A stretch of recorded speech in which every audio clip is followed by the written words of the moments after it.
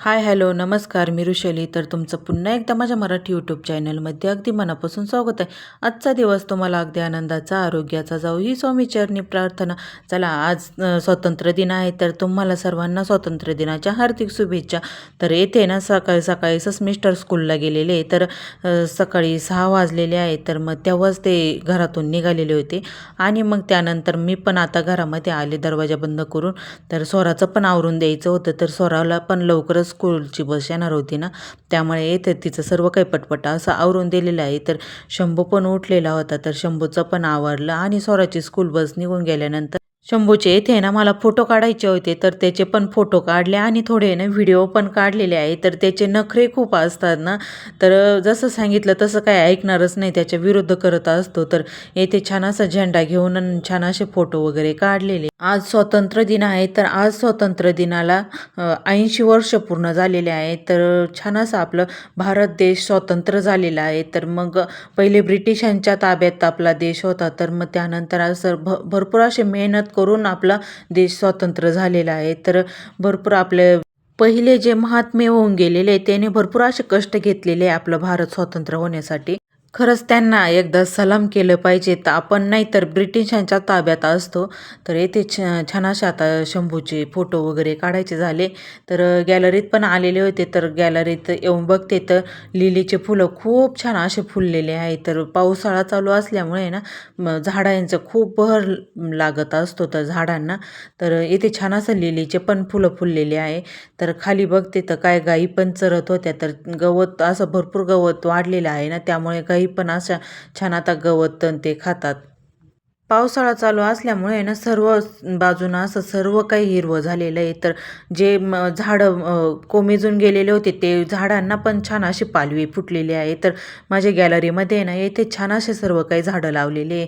गुलाबाचे झाड आहे, कोरपडीचं आहे, गवतीचं आहे. छान असं झाडं पण फुललेले आहे आणि झाडांना पण असं तहाधार असं कलर आलेला आहे हिरवा. तर येथे बघा छान असं गुलाबाचं पण फुललेलं आहे फूल.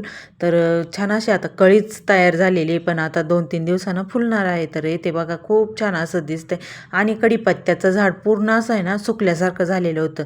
तर पाऊस चालू झाल्यापासून आहे ना थोडं असं कडीपत्त्याला पण हिरवा कलर आलेला आहे. बघा खूप छान दिसतंय कडीपत्ता.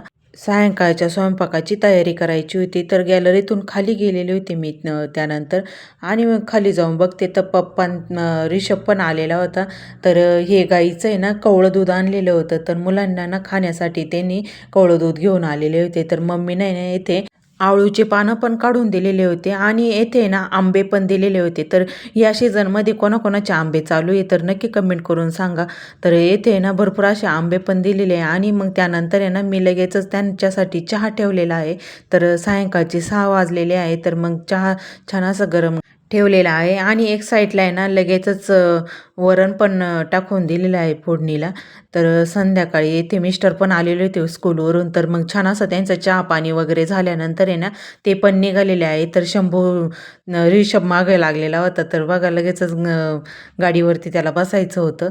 तर पप्पा आणि रिषभ गेल्यानंतर आहे ना सायंकाळच्या टायमाला इथे बघा खूप जोरदार असा पाऊस झालेला आहे. तर पाणी ना आमच्या घराच्या त्या साईडनं खूप पाणी व्हायला लागलेलं होतं आणि समोर आहे ना रस्त्याच्या समोर पण पाणी साचलेलं होतं. तर पाठीमागे पाणी साचलं, पुढे पण पाणी साचलेलं होतं. भरपूर असा पाऊस झालेला होता. तर पाठीमागे ना पाणी भरपूर असं भिंतीला थोडंच लागायचं राहिलेलं होतं, इतकं पाऊस झालेला होता. तर पाऊस खूप झालेला येथे बघा अजून जर जोरदार पाऊस जर झाला ना तर थोडं राहिलेलं होतं भिंतीला लागण्यासाठी पाणी.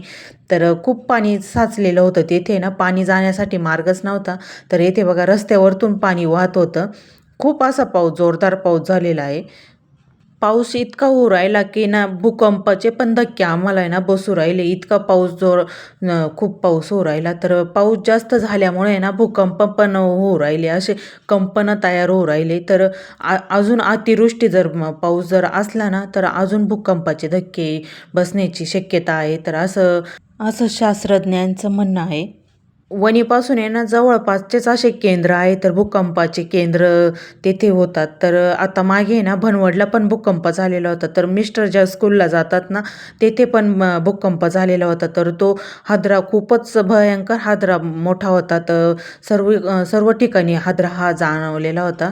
तर मग त्यानंतर आहे ना मी पप्पा आणि ते गेल्यानंतर पाऊस वगैरे उघडल्यानंतर आहे ना मी येथे आळूची पानं पण लावून घेतलेले होते. छान असे आळूचे पानं आहे ना, थोडी उकड काढून घेतली होती आळूच्या पानाची आणि मग त्यानंतर उकडल्यानंतर आहे ना लगेचच येथे थोडेसे तेलामध्ये ना फ्राय करून घेतलेले आहे. तर मिस्टरांना ना मुलांना असेच आवडत असतात, थोडेसे तेलामध्ये ना तळून घ्यायचे, खूप छान लागत असतात कुरकुरीत. तर येथे बघा छान असे आळूचे वड्या पण तयार झालेले आहेत. तर लगेचच मी थोडे एक साईडला आहे ना पाणी उकळून घेतलं आणि वाफवून घेतलेल्या आहे आळूच्या वड्या. तर मग लगेचच आता येथे ना थोड्या तळून घ्यायच्या, कट करून ना तळून घ्यायच्या. तर ह्या आळूच्या पानांना ना खाज पण नाही, काहीच नाही, छान असे आळूचे पानं आहेत. तर नेहमी मी मम्मीला सांगत असते का आळूचे पानं देत जाय. तर त्यांच्या आळूचे तिथे पानं आहे ना खूप असे छान आळूचे पानं आहे. त्या आळूच्या पानाने ना काही खाज पण नाही आहेत. तर काही काही आळूचे पानं आहे ना त्या आळूच्या पानाने घशामध्ये खूप खाज येत असते. तर आळूच्या पानाने खाज येत जर असली ना त्यामध्ये ना थोडं लिंबू पिळायचं, म्हणजे आळूच्या पानांना जी खाज असते ना ती खाज लिंबाने निघून जात असते. तर येथे छान असे तळून घेतलेले. चला असा होता छोटासा व्हिडिओ आवडला तर व्हिडिओला लाईक करा, कमेंट्स करा आणि चॅनलला सबस्क्राईब केलेलं नसेल तर चॅनलला पण लवकरात लवकर सबस्क्राईब करा.